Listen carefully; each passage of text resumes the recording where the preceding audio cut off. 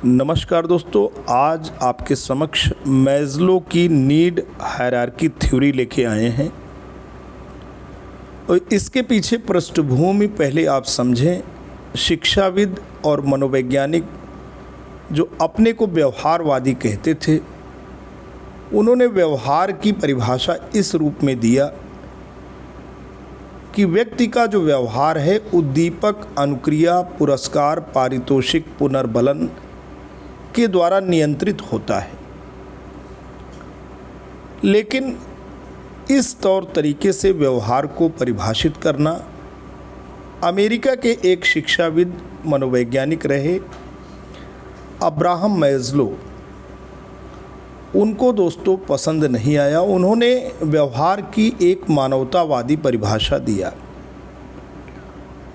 उनका मानना था कि केवल उद्दीपक, अनुक्रिया, आवश्यकता,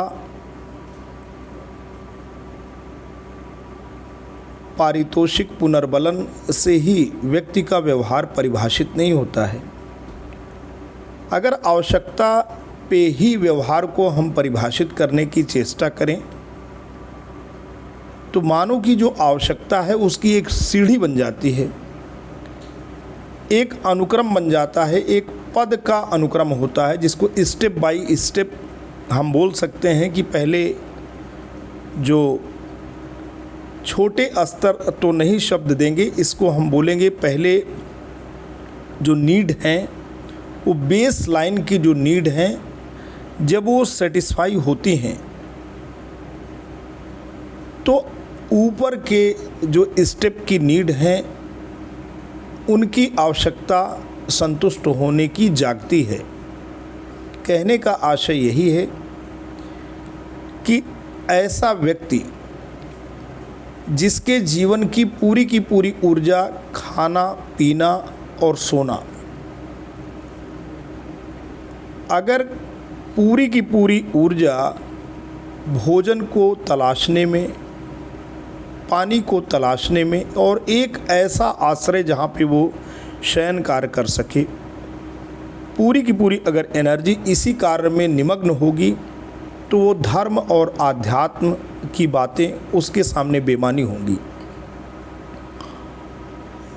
उससे सामाजिक मूल्यों की बातें करना, धर्म और आध्यात्म और अमूर्त ऐसी बातें जो कि ईश्वरीय सत्ता की ओर ले जाती हैं, उसका मन, उसकी प्राण ऊर्जा उन चीज़ों में नहीं लगेगी। तो यहाँ पे जो मैस्लो हैं उन्होंने पहले ये बताया कि जो आवश्यकताएं हैं उनका एक पद का अनुक्रम बना हुआ है। पहले जो आवश्यकताएं हैं, जो जैविक आवश्यकताएं हैं, वो संतुष्ट हो जाती हैं तो व्यक्ति के भीतर एक सुरक्षा की आवश्यकता जन्म लेती है। जब सुरक्षा की आवश्यकताएं पूरी हो जाती हैं तो उससे ऊपर की आवश्यकता प्रेम और अपनत्व जन्म लेती है, और जब प्रेम और अपनत्व की भावना संतुष्ट हो जाती है तो व्यक्ति के भीतर सम्मान की आवश्यकता जन्म लेती है, और जब सम्मान की भी आवश्यकता पूरी हो जाती है तो सबसे बड़ी आवश्यकता आत्म साक्षात्कार, सेल्फ एक्चुअलाइजेशन की नीड का सेटिस्फेक्शन होता है। और ये व्यक्ति के पोटेंशियल और व्यक्ति के अंतर्निहित जो क्षमताएं हैं उसका पूर्ण विकास इस रूप में सुनिश्चित होता है। मानव को और उसके व्यवहार को केवल और केवल उद्दीपक, अनुक्रिया और रीइंफोर्समेंट से बांध देना जो भी व्यवहारवादी मनोवैज्ञानिक और शिक्षाविद हैं उनकी एक मानव को परिभाषित करने में कहीं ना कहीं विसंगति और त्रुटि हुई है। तो आइए इस वीडियो में हम 5 स्तर की जो आवश्यकता है उसकी पूरी की पूरी बातें करेंगे, उदाहरण सहित समझेंगे भी, शिक्षा में इसके महत्व की भी बारे में बात करेंगे, परीक्षा के लिए उपयोगी जो भी तथ्य हैं उन पर भी चर्चा करेंगे।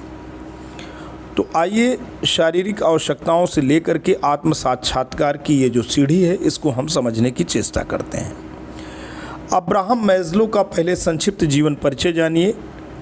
अब्राहम मैस्लो जिनका जन्म 1908 में हुआ था और जिनका देहावसान 1970 में हुआ, वो 20वीं शताब्दी के सबसे प्रभावशाली मनोवैज्ञानिकों में से एक थे।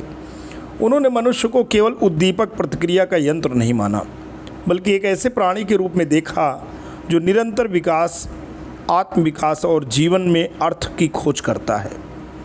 उस समय मनोविज्ञान पर दो धाराओं का प्रभाव था, मनोविश्लेषण साइको एनालिसिस जिसके प्रणेता सिगमंड फ्रायड थे, और व्यवहारवाद जिसमें कई मनोवैज्ञानिक और शिक्षाविद शामिल थे जैसे जॉन बी वाटसन और B.F. स्किनर। मैस्लो को लगा कि दोनों दृष्टिकोण मनुष्य की सकारात्मक क्षमताओं को पर्याप्त महत्व नहीं देते, इसीलिए उन्होंने मानवतावादी मनोविज्ञान ह्यूमनिस्टिक साइकोलॉजी को विकसित किया, जिसे मनोविज्ञान की तीसरी शक्ति थर्ड फोर्स भी कहा जाता है। मैस्लो का मूल प्रश्न दोस्तों क्या था? मैस्लो का प्रश्न था, कुछ लोग असाधारण सफलता, रचनात्मकता और संतुष्टि क्यों प्राप्त कर लेते हैं जबकि कुछ लोग नहीं कर पाते? इस प्रश्न का उत्तर खोजने के लिए उन्होंने मानसिक रूप से स्वस्थ और सफल व्यक्तियों का अध्ययन किया। उन्होंने जिन व्यक्तियों का अध्ययन किया उसमें अब्राहम लिंकन, अल्बर्ट आइंस्टीन और रूजवेल्ट जैसे लोग शामिल थे जो कि प्रख्यात व्यक्ति रहे। मानवतावादी दृष्टिकोण की अगर हम बात करें तो मैस्लो के अनुसार मनुष्य मूलतः अक्षय होता है, man is good by nature. प्रत्येक व्यक्ति में विकास की जन्मजात क्षमता होती है, हर व्यक्ति अपने जीवन को बेहतर बनाने का प्रयास करता है। मनुष्य केवल जैविक आवश्यकताओं से संचालित नहीं होता बल्कि उच्च आदर्शों और मूल्यों से भी प्रेरित होता है। आवश्यकता पदानुक्रम सिद्धांत हायरार्की ऑफ नीड्स। मैस्लो ने कहा कि मनुष्य की आवश्यकताएं क्रमबद्ध रूप से होती हैं। जब निम्न स्तर की आवश्यकताएं संतुष्ट हो जाती हैं तब व्यक्ति उच्च स्तर की आवश्यकताओं की ओर बढ़ता है। प्रथम स्तर की जो आवश्यकता है वो शारीरिक आवश्यकताएं हैं, जिसमें भोजन, पानी, नींद, ऑक्सीजन और विश्राम ये जीवन के लिए अनिवार्य हैं। यदि कोई व्यक्ति भूखा है तो वह सम्मान या आत्म साक्षात्कार के बारे में नहीं सोचेगा।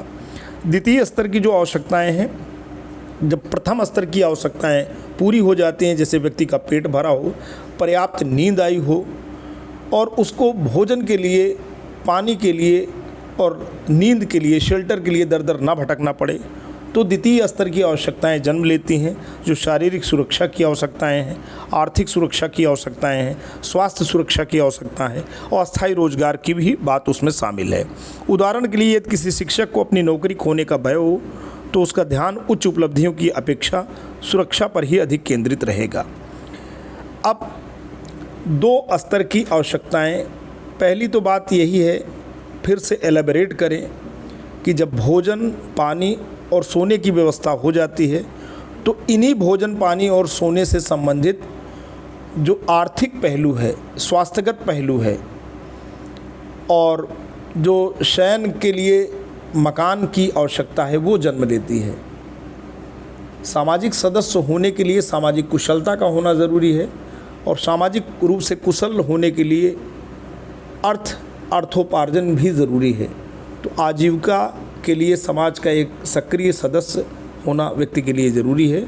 तो स्वास्थ्य की सुरक्षा और शारीरिक सुरक्षा, आर्थिक सुरक्षा, इन सब चीज़ों का होना ज़रूरी है। और अगर ये आवश्यकताएं होंगी तो व्यक्ति के भीतर एक तीसरी आवश्यकता जन्म लेगी जो कि प्रेम और अपनत्व की है।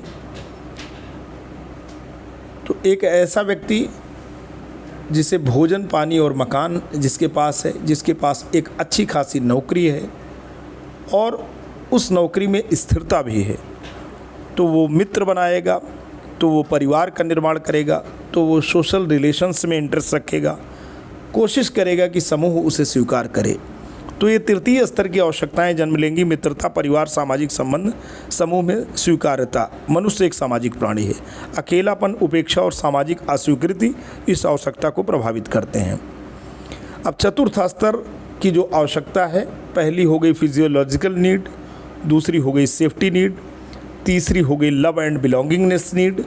अब चौथी आवश्यकता जन्म ले रही है, इसको बोलते हैं सेल्फ एस्टीम नीड, सम्मान की आवश्यकता। प्रत्येक व्यक्ति जब तीनों आवश्यकताओं को पूरा कर लिया, यानी उसे रोटी, कपड़े और मकान हो गए, उसको नौकरी लग गई, समाज में सक्रिय रूप से माना जाने लग गया, समाज में अपने को एक्सेप्टेंस पूरी तौर तरीके से उसने करा लिया, अब उसके भीतर एक नई आवश्यकता जन्म लेगी कि आत्मसम्मान की भावना उसके अंदर भरे, तो वो आत्मविश्वास, क्षमता का अनुभव, आत्मनिर्भरता, इन चीज़ों पे कार्य करेगा।